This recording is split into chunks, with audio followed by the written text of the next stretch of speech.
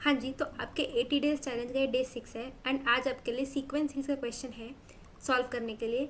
तो sequence series, quadratic equations और binomial theorem जैसे चैप्टर्स बहुत ही इंडिपेंडेंट टॉपिक्स हैं एंड ये किसी ग्रुप ऑफ चैप्टर्स में नहीं आ रहे होते, जैसे कि कैलकुलस हो गया, कॉर्डिनेट ज्योमेट्री हो गया।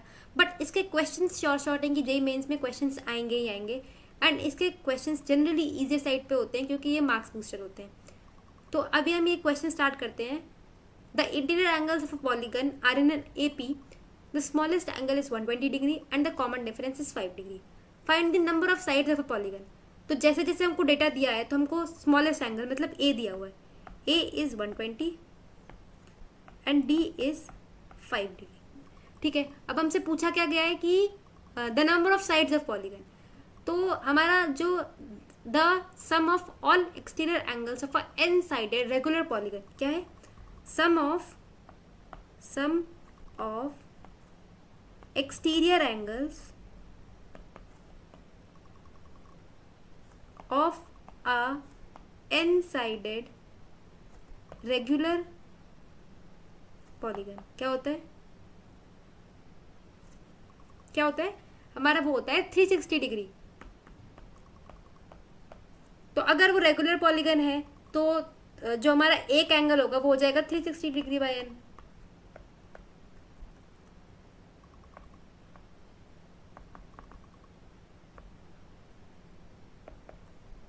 वन एक्सटीरियर एंगल हमारा 360 डिग्री बाय एन हो जाएगा।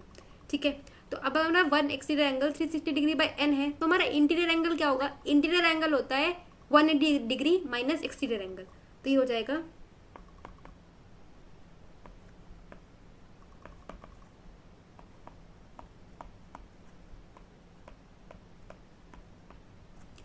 अब हमारा sum of all interior angles क्या हो जाएगा?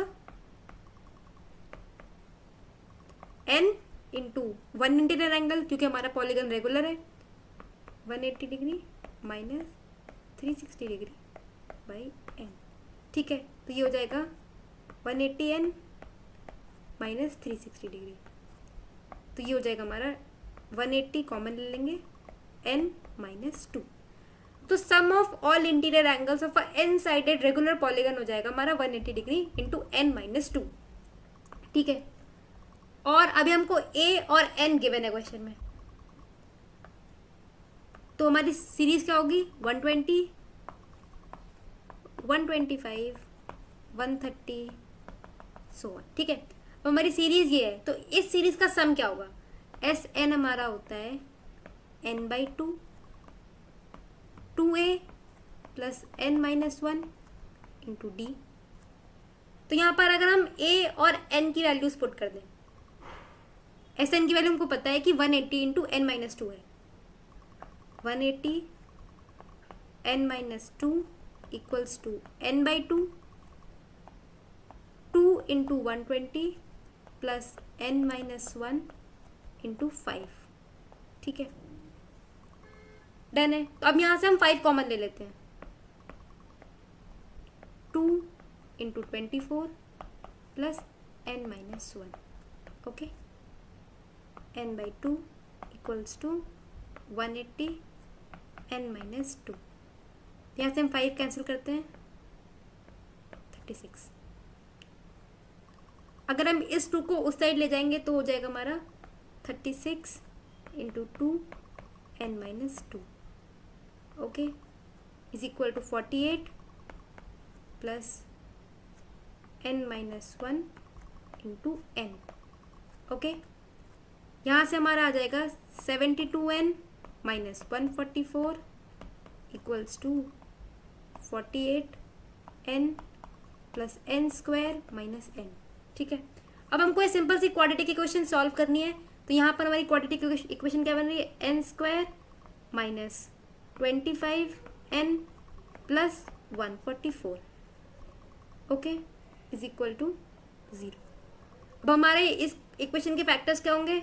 N square minus 16n minus 9n plus 144 equals to 0, n minus 16 minus 9 n minus 16, तो n minus 9 and n minus 16। तो यहाँ पर हमारी n की आएंगी 2 values, n is equal to 16 and 9। But 2 polygon तो हमको दे नहीं गए हैं, तो हमको इसमें से एक वैल्यू को नेग्लेक्ट करना है। अब वो नेग्लेक्ट कैसे होगा? हम यहाँ पर लास्ट एंगल की वैल्यू निकालेंगे। यहाँ पर 16 के लिए लास्ट एंगल क्या होगा? n इज इक्वल टू 16 के लिए हमारा लास्ट टाइम क्या होता है? l is equal to a plus n minus 1 into D. तो l हमारा आ जाएगा 120 प्लस n कितना है हमारा? 16 n के लिए हमको निकालना है, तो n माइनस 1 15 हो जाएगा, d हमारा 5 है। l is equal to 195 degree. अब n इज इक्वल टू 9 के लिए निकालते हैं। l is equal to a plus n minus 1 d। तो l is equal to 120 plus 8 into 5, यहाँ पर हमारा 160 डिग्री। ठीक है, अब हमारा 195 डिग्री हमारा लास्ट एंगल है, लेकिन हमारा जो इंटीरियर एंगल होता है वो होता है 180 degree minus of exterior angle. लेकिन अगर हम कुछ माइनस करना है तो 180 डिग्री से माइनस अगर हम 195 डिग्री कर देंगे तो नेगेटिव आ रहा है, और नेगेटिव एंगल होता नहीं है, तो यहाँ से हमारा n is equal to 16 neglect हो जाएगा, क्योंकि 180 degree minus 195 degree negative value है, और एंगल कभी नेगेटिव नहीं हो सकता है। That means n is equal to 16 ignore हो गया, तो इसका आंसर आया हमारा 9।